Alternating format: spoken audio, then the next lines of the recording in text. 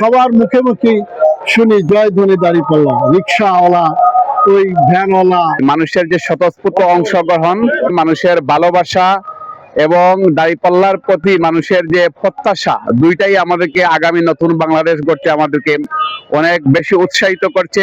ঢাকা 4 সংসদীয় আসনের 47 নং ওয়ার্ডে গণসংযোগে বের হয়েছেন বাংলাদেশ জামায়াতে ইসলামী সৈয়দ জয়নুল আবেদিন। আজকে আপনি 47 নং ওয়ার্ডবাসীকে কি বার্তা দিবেন? আসসালামু আলাইকুম ওয়া রাহমাতুল্লাহ। আমি 47 নম্বর ওয়ার্ডের দীর্ঘদিনের বাসিন্দাও ছিলাম। আমি এলাকার সমস্যা সম্পর্কে জানি। সেই সমস্যাগুলোর ভিতরে 1 নম্বরে আছে গ্যাসের সমস্যা রয়েছে, 2 নম্বরে এখানে একটা জমি আছে কিছু সংখ্যক দাগ, এটার খাসমহল কেন্দ্রিক সমস্যা, যেটা 2009 সালে সৃষ্টি হয়েছে। এটাকে নিয়ে আমরা কাজ করছি এবং এটা সমাধানযোগ্য বলে আমরা মনে করি। ইনশাল্লাহ এটা আল্লাহ সুবহানাহু ওয়া তাআলা যদি আমাদের কবুল করেন তাহলে এই সমাধান করা যাবে।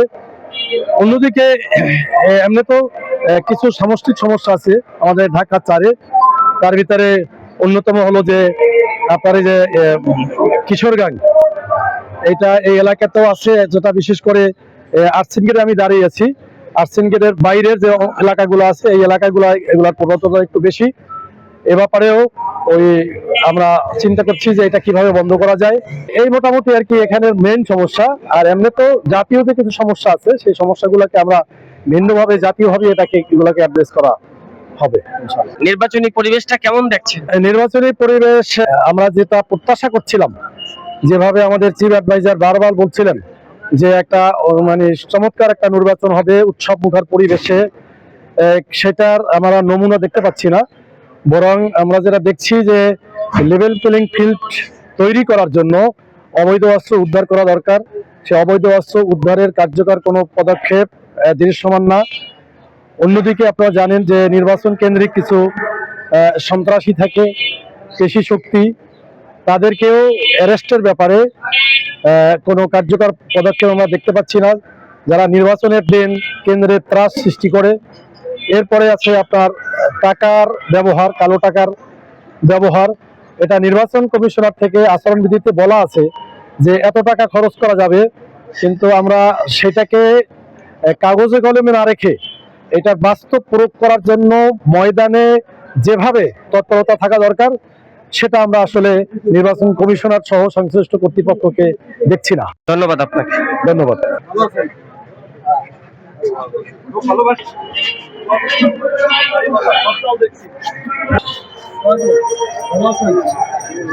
আশা করি যে ইনশাআল্লাহ যাইবে জামাত।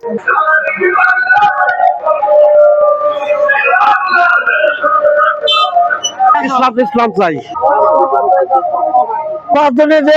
আমি জামাত চাই, জামাত এই বছর স্বপ্ন দিয়ে দেখছি নতুন সরকার চাই, নতুন জামাত চাই, জামাত।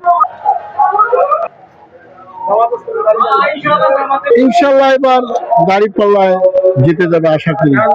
কারণ হচ্ছে সবার মুখে মুখে শুনি জয়ধ্বনি দাঁড়িপাল্লা, রিক্সাওয়ালা, ওই ভ্যানওয়ালা, ওই বাসওয়ালা, গাড়ির ড্রাইভার, সবার একটি মুখে। আমি যেখানে যাই জিজ্ঞেস করি ভাই কাকে ভোট দিবেন, কোন মার্কায় ভোট দেবেন, দাঁড়িপাল্লায় আছে ভাই। আমরা এই এলাকায় গণসংযোগ করছি। মানুষের যে স্বতঃস্ফূর্ত অংশগ্রহণ, মানুষের ভালোবাসা এবং দাঁড়িপাল্লার প্রতি মানুষের যে প্রত্যাশা, দুইটাই আমাদেরকে আগামী নতুন বাংলাদেশ গড়তে আমাদেরকে অনেক বেশি উৎসাহিত করছে। মানুষ দূর দূরান্ত থেকে দৌড়ে এসে প্রার্থীকে জড়াইয়া ধরছেন এবং তাদের মনের যে মানে আকাঙ্ক্ষার কথা তারা ব্যক্ত করছেন। দাঁড়িপাল্লা তারা ভোট দিতে চান, সুষ্ঠু নির্বাচন চান এবং বিশেষত জুলাই বিপ্লবে যারা আমাদের সন্তানদেরকে হত্যা করেছে তাদের বিচার চান এবং হাদি ভাইকে হত্যা করা হয়েছে হত্যার তারা বিচার চান। মানুষের এই যে মনের কথাগুলো, এটা আমাদের ইস্তিহার, এটাই আমাদের দাবি। আমরা আশা করছি এই এলাকায়, এই 47 নং ওয়ার্ড এলাকায় আমরা যে মানুষের যে স্বতঃস্ফূর্ত সাড়া পেয়েছি, আগামী দিন নতুন বাংলাদেশের ক্ষেত্রে এই সাড়াগুলো এক উদ্যোগী মানে বড় একটা আশার প্রতীক হয়ে আমাদের সামনে দাঁড়াবে ইনশাআল্লাহ। আমরা দাঁড়িপাল্লায় চাইতে আছি, আমরা চাই সমাজ যেমনি চলবো এইরকমই আমরা চাইতে আছি। আমরা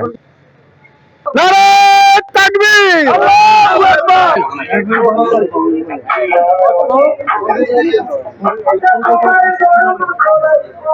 ইনশাআল্লাহ জামাতকে ভোট দিব। ইসলামী দল, এটার জন্য আমরা জামাতকে চাই।